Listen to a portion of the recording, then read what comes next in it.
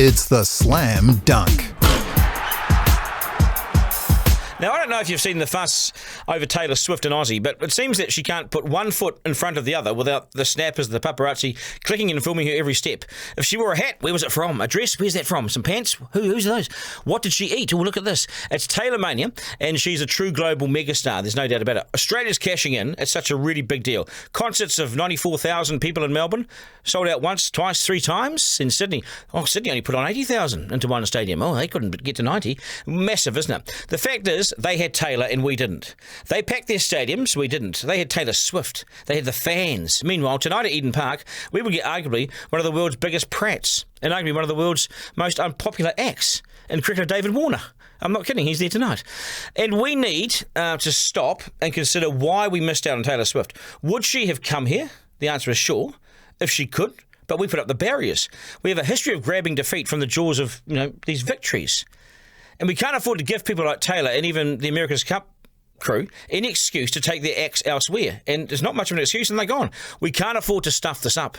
Eden Park is only allowed 6 concerts a year because the precious little neighbours who bought their houses next to, guess what, Eden Park, oppose the crowds and the noise and Johnny peeing on the tree in the front of their house, you see. They oppose all that. They oppose noise, they oppose fun, they oppose life itself. And they win because the rest of the time Eden Park sits idle like a slob losing money.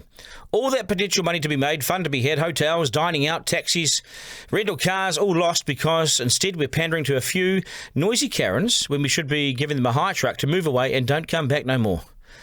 By the time Coldplay was booked, there was only one concert night left.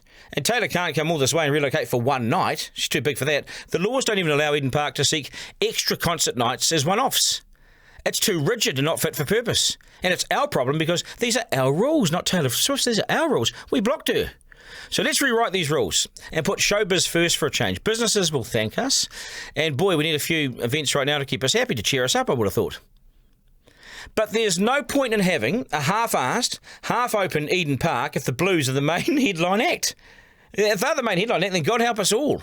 We need Taylor, and we need to make sure we can do it. How many other top acts do we miss out on because of these rules that we've written ourselves? Plenty is the answer. It's so short-sighted to have a white elephant in the suburbs that slams the door shut on some of the biggest names in rock and roll in the show business.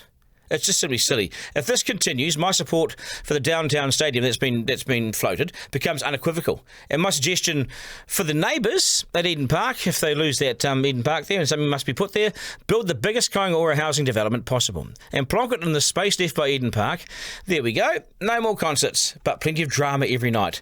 Give the snobs a taste of Kiwi. Kaingaora, good on you folks, to keel over and give up and not be in the race for the biggest names in showbiz, the biggest names in rock and roll is no longer acceptable.